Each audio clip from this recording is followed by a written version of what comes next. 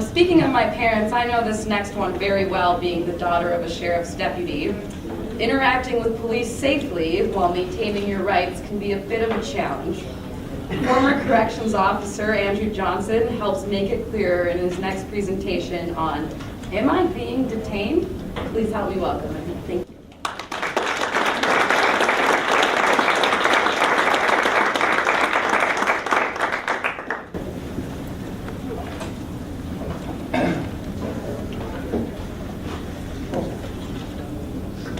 Hope you get your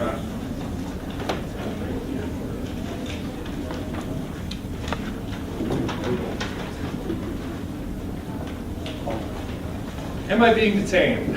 It's a great question to ask an officer if he stops you, but a lot of people don't understand why they're asking that. It's been something that's been pushed by libertarians and other advocates of personal freedom for quite a while now, but most people don't realize just how much power that statement alone has.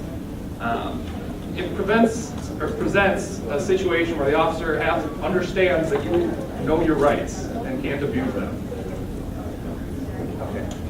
A little personal background on me before I get started. I attended Law Enforcement Academy. I got my AAS in Criminal Justice from Western Technical College. I have a bachelor's degree from Winona State University, also in Criminal Justice. I supervised juvenile probation clients on a private contract in Winona County, and then worked for 3 years as a correctional officer for the Minnesota Department of Corrections. The majority of that time at the maximum security prison in North Park Bay. So I could get a volunteer up here. I'd like to do a little demonstration. Come on up. Just have you face the audience. There's a few questions for the audience to consider. Just have you look out this way. Sure. The scenario is that you're just leaving a bar. You've had a few drinks. You're heading home. I'm going to play the officer. You're yourself. Okay? Just do what you do with an actual officer, okay?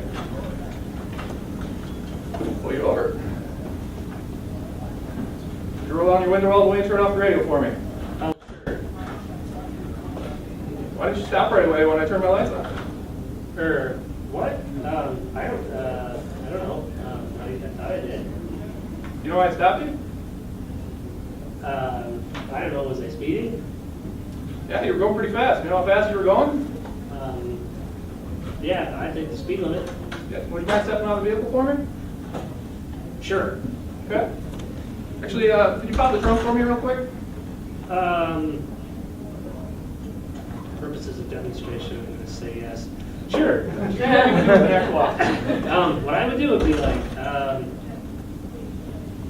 no. You got something to hide in there? You got drugs or weapons or something? I don't consent to any searches. Thanks.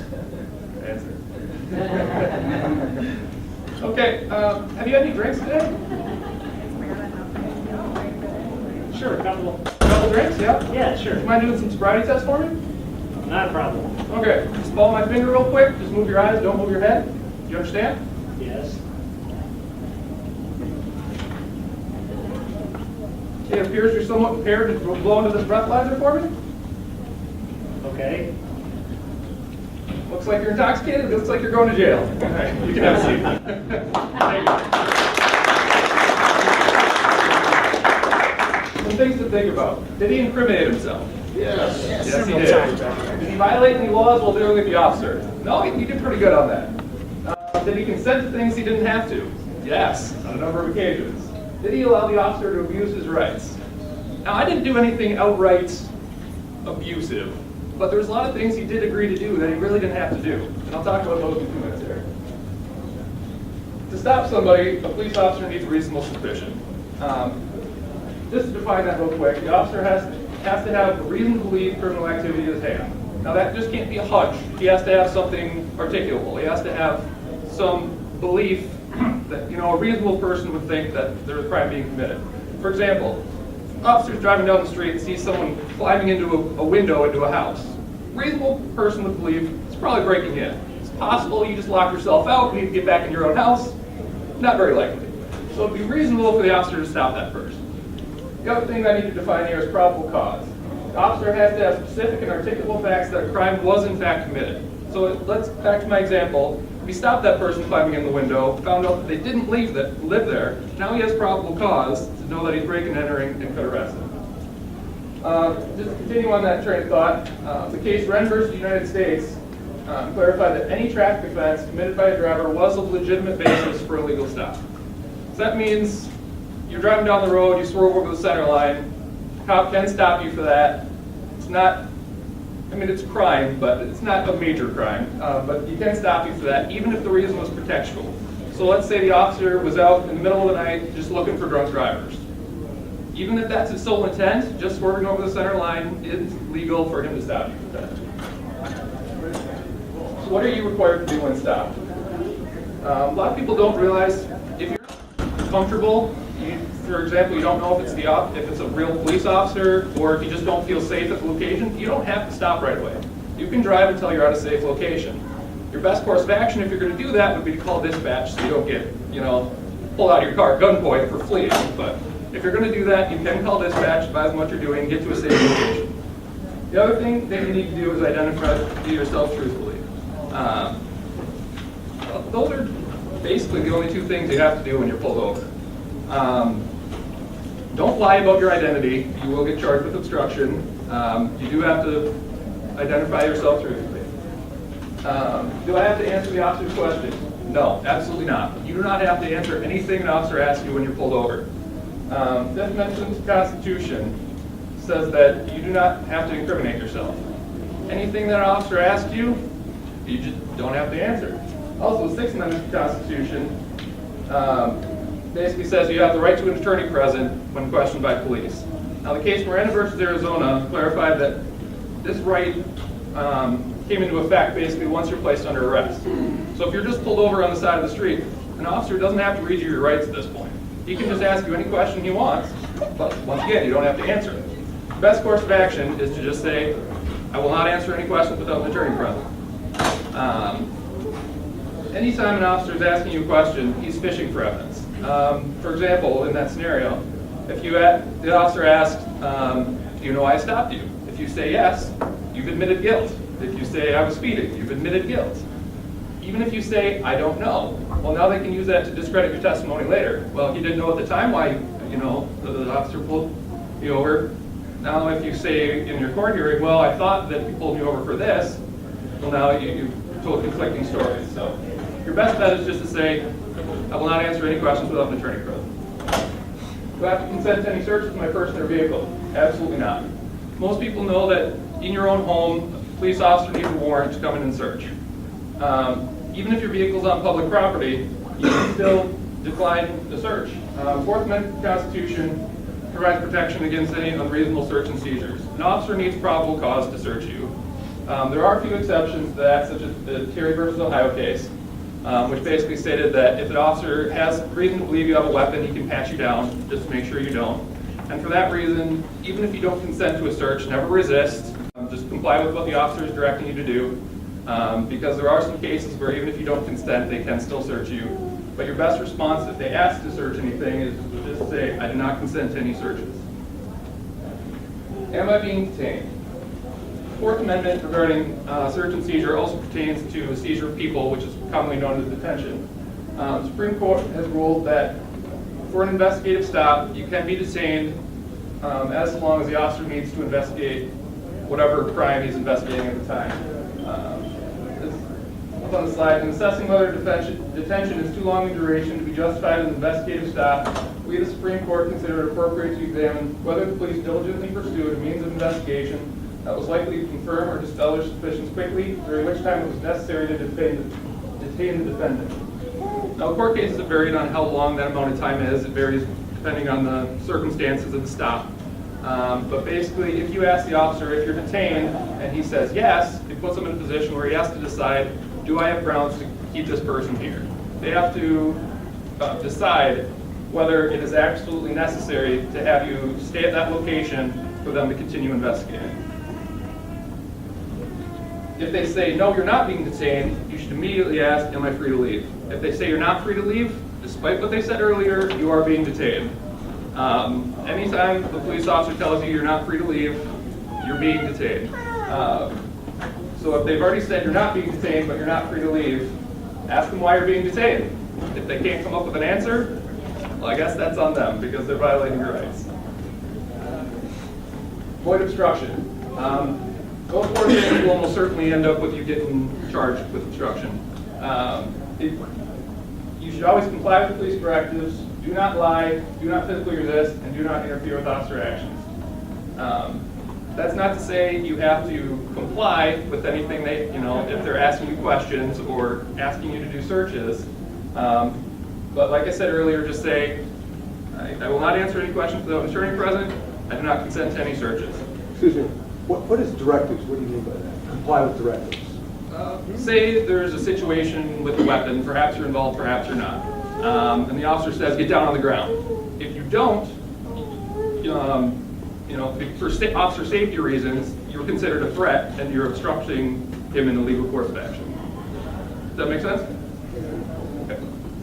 Some special circumstances I want to talk about are driving while impaired, particularly as it applies to implied consent and the reach of DNR and conservation officers, as they are considered to be kind of the branch of law enforcement that has the most reach, because there's some certain things they can do that other officers can't. Talking about driving while impaired, please don't drink and drive. I'm presenting this information not to support drinking and driving, but simply the person who goes to dinner, has a beer, and gets pulled over on the way home so that they know their rights and they're not, taken advantage of by a police officer looking to meet, an arrest quota, which I know are legal in Minnesota, but that doesn't mean it doesn't happen. So you're pulled over, you're not answering any questions, and you're not consenting to any searches, but they think you've been drinking and ask you to step out of the vehicle. Well, at this point, officer already needs reasonable suspicion to request those tests. And it can't just be, well, I smell beer on his breath, because that's not what the law is. The law is driving while impaired. And so they already have to have reason to believe that you are impaired, whether that be, your speech was slurred, or, you had kind of clumsy movements to the point where they believe that you were showing some signs of impairment. If they don't already have that, everything that happens from this point can get thrown out if you bring it to court. Once he asks you to step out, can you refuse the roadside sobriety test? Yes. Those are like the horizontal gaze nystagmus, where they check your eyes, or the walk and turn, where you have to walk in a straight line. You can refuse all those tests. In Minnesota, you're not required to take them. And usually, it's in your best interest not to. Once again, the officer is just looking for evidence. If you refuse it, you're not giving any evidence to him. Can you refuse the roadside breathalyzer? Yes, but there are some consequences to this, which I'll get back to in just a second here. The implied consent law in Minnesota states that anyone operating a motor vehicle in the state of Minnesota consents to a test of their blood, breath, or urine to determine the presence of alcohol, any hazardous substance, whether controlled or not, that might cause impairment. And it can be required after you've been arrested for DWI, if you've been involved in an accident with property damage or injury, or if you refuse preliminary screening test. That means if you refuse the roadside breathalyzer, the officer can legally just arrest you and bring you down to the station to do the legally required test. So that seems a little counterproductive. So usually, at least in my personal opinion, it's in your best interest just to do the roadside breathalyzer. If you're over the limit, it's the same result as if you had refused it, because that's actually not admissible in court. The roadside breathalyzer cannot be used as evidence. So even if you blow over the limit, you're not incriminating yourself any more than you would just refusing it. So if you do the breathalyzer and you blow over the limit, well, it's the same result as refusal. And if you blow under the limit, a lot of times the officer will just let you go. And I should note that refusal of the chemical test is a crime, the one that they do at the station or a hospital usually. You can't legally refuse that test. If you refuse it, you will get charged. The penalty is actually worse than a drunk driving conviction. It comes with a 1-year suspension of your license and criminal, their criminal charges.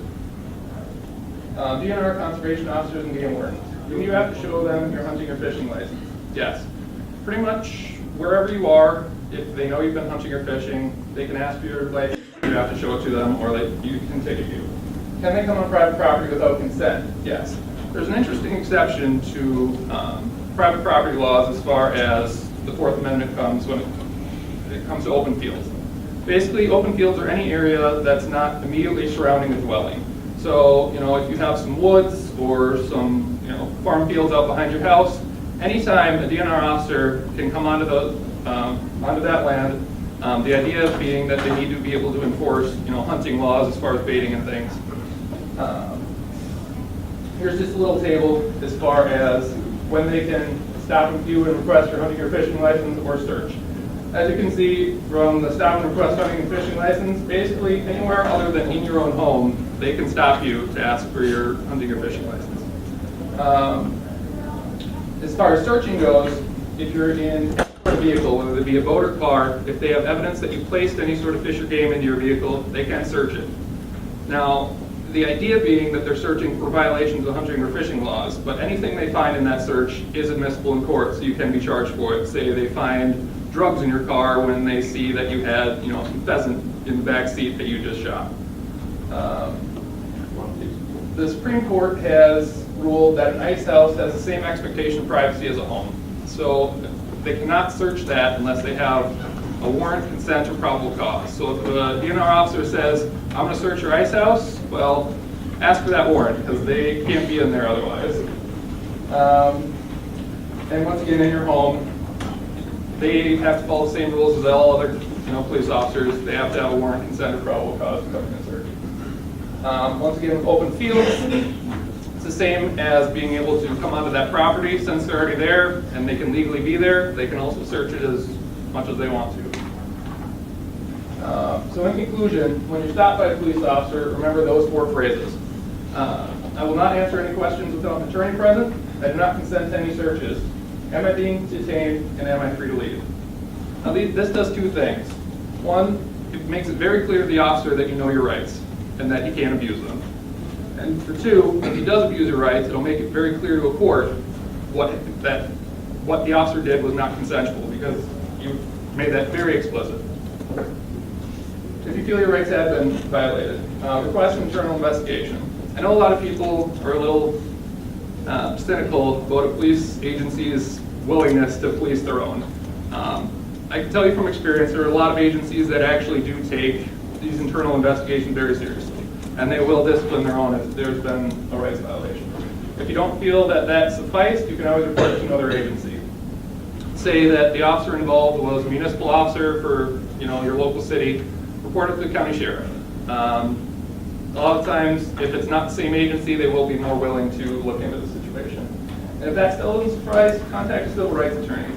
There is U.S. code that allows you to collect attorney fees on civil rights violation cases. So even if you don't have any money, a lot of lawyers will take on the case without any upfront fees because they know that they can collect the fees down the road. But most importantly, we need to push for political change to hold individual officers and agencies accountable. Right now, there are a lot of places where officers can get away with it because there's no repercussion.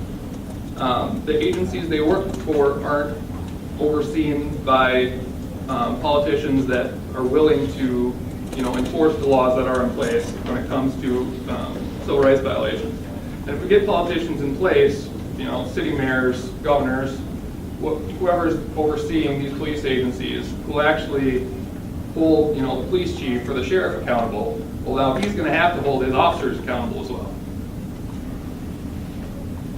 Just a little disclaimer there. I'm not a lawyer, so if you choose to use anything from this, that's on you. All right, thank you very much.